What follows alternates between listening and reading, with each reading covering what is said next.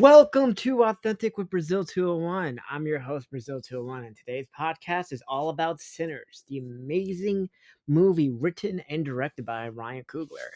And we're going to talk about everything from the thoughts I have, comparing it to the rest of the summer slate that's coming out, the characters, the odd similarities to the Vampire Diaries, the fact that, it's award show chances, what I think the importance of this movie and everything else. So first, well, I can't say what summer movies I have officially seen yet, right? Because I'm still under NDAs and social media embargoes and the rest.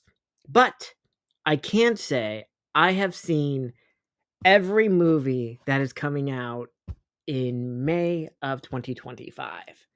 And I will say Sinners is better than all of them except for 2 and 1. It's a tie. It's kind of complicated on that tie, but it is a tie.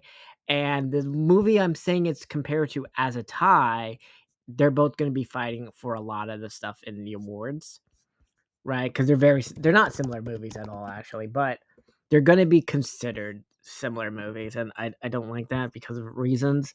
But I think Sinners is going to be considered one of the 10 best movies of the year.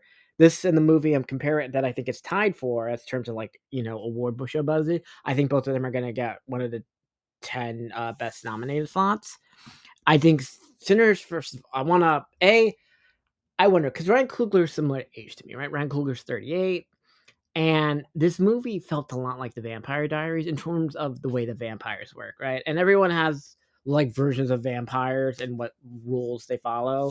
Like Twilight, the Vampire Diaries, Blade, um, True Blood, Dracula. We all know versions of the story, but like this seems to be very similar to the Vampire Diaries, with the exception of the garlic thing. Because in the Vampire Diaries, the garlic thing and holy water does not affect them, but every other of the rules in terms of the vampires do apply.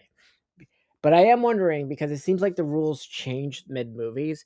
Because when we first meet the evil Irish vampire, he meets the KKK couple, the white girl and the guy, and it's implied that you have to be like similar to Vampire Diaries, you have to be on the ownership of the lease to be for the invite to work, right? Because in the Vampire Diaries, like when Elena and Caroline went to college, they could never get into the frat houses because they could never find the person who owned the house.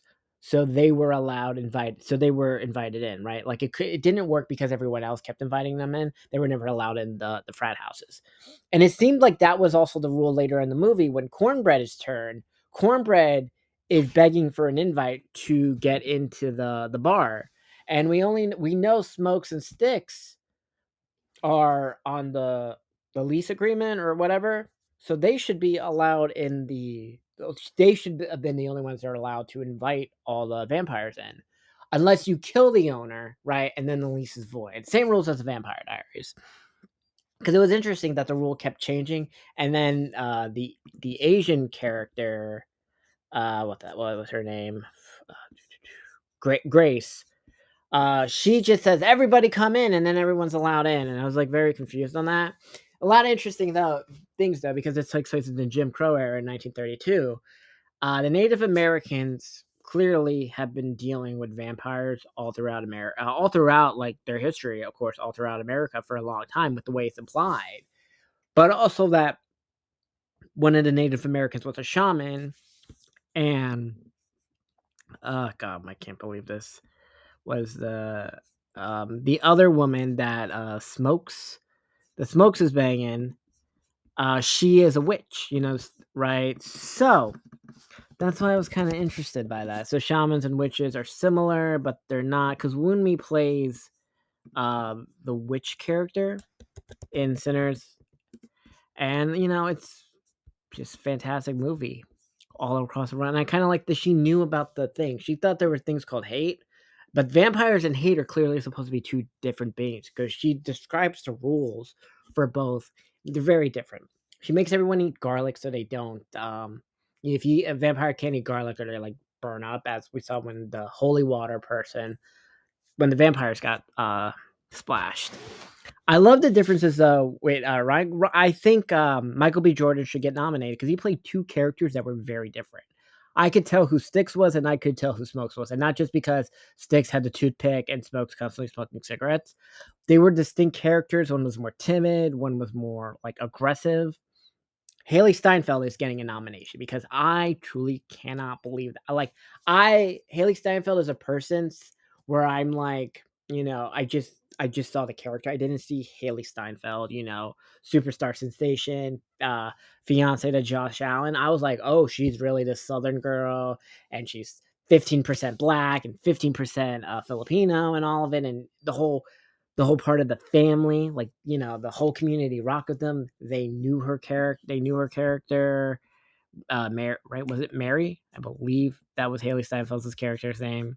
I can't believe I'm really trying to remember everything. Right? Is it Haley? How is it? Yeah. Oh no, Mary. Wow. Yeah, it is Mary. How did I? Whatever. Anyway, um, other parts aspect, because we have a witch and a shaman. Sammy seems to be this once in a generation type music player. And there's a scene where we go through the crowd at the bar, like this jukebox thing, and we're like dancing through time. And it's heavily implied that like Sammy's musician, as what the Irish vampire says, that Sammy's musician transcends time, right? And we get the music through the ages from the 30s to the 40s to modern hip hop and everything. And I'm confused if these are spirits of the future who are there, and Sammy's like abilities, he can bring in powerful musicians throughout time there, or when he plays music just all comes to him and he's going to be great no matter what. As we see in that post-credit scene, he has a wonderful career, like a wonderful musician career, and everything turns perfectly fine. Now, what they do something different than the Vampire Diaries is when the Irish guy begins to turn people, right? Their memories and abilities are all synced. So he kept gaining everybody's knowledge. Like when that fucking Irish guy started speaking fucking Korean, fucking crazy shit. And then he learned about the KKK people were going to come in the morning and kill all of them because he turned into KKK people. But the sire line thing is something that happened in the Vampire Diaries, but it only happens if like when a hybrid like Hope or a Klaus turned somebody, they like did whatever the person who turned them said, or when Damon turned Elena because it was true love and the feelings just were so amplified. But as we say in the movie, when the Irish dude died, the sire line of them being forced to do whatever he wanted was gone, so they had free will again, which is good. Which is why I like the Mary and Sticks are perfectly okay. Like in their, whatever the hell they've done throughout the ages. It's the 90s in the post credit scene, and I totally want a whole universe. I want a sequel to this movie. I think Coogler is going to get best director nom. I don't think he's going to win because obviously we have Paul Thomas Anderson movie coming out. We have Avatar. We have the Spike Lee movie. We have what is his name? The dude who's doing F1. I can't believe, what is the guy who's doing F1? The F1 director. Joseph Kosinski, who did Top Gun, right? So, like, I think that's the nominations for director. I think Michael B. Jordan is going to get nominated for best actor. I think Haley Steinfeld is going to get best original song. This is clearly going to get best original screenplay. I don't know if it's going to get costumes because like 30s is not really like quote unquote costumes. And Wicked, no matter what, was going to win costumes again because Wicked just won last year. I like true. Oh, by the way, the Irish dance. That's going crazy on TikTok that they do to like try to bait everybody out, and then like it was kind of interesting how that worked. I was like, oh, the Irish voodoo. I love this movie. I really did. It was so refreshing. I didn't know. I've seen. I saw, obviously I saw it 3 weeks ago, but it was with a press crowd and like a 4-year consideration event, so it wasn't like the general public. I saw it again recently in a general public audience. It was interesting, like how excited everyone was. Also, like whenever the prayer part happened that Sammy was doing to the Irish guy, all the black women clapped, and I don't understand that. I'm not religious. I don't know what that is. I would love for somebody to inform me on that because I did not understand that at all. But I think the show's gonna get a lot of I think this movie's gonna get a lot of awards. I think it's gonna win a lot of below the line. I do hope it's one of the 10 nominated. I have a feeling I kinda know what the 10 movies are gonna be nominated already. Seems pretty interesting. Um, I really love oh, by the way, when they begin to fight the vampires, it was very Fast and Furious, the family scene, like, how they're all ready to fight them, and, like, it was so cool. I was like, "Yeah." It felt like very Creed because obviously Michael B. Jordan directed Creed 3, and I was like, "Oh, it felt exactly like that, how to, like, come get it," and the staking them, and then how he had to uh, stake the girl he was in love with, and then, like, right when it was about after when he was about to die the next day, he got to see his undead baby. I was very confused how, like, because she didn't have a kid when she died, but, like, she had a baby in the afterlife. Very kinda confused about that.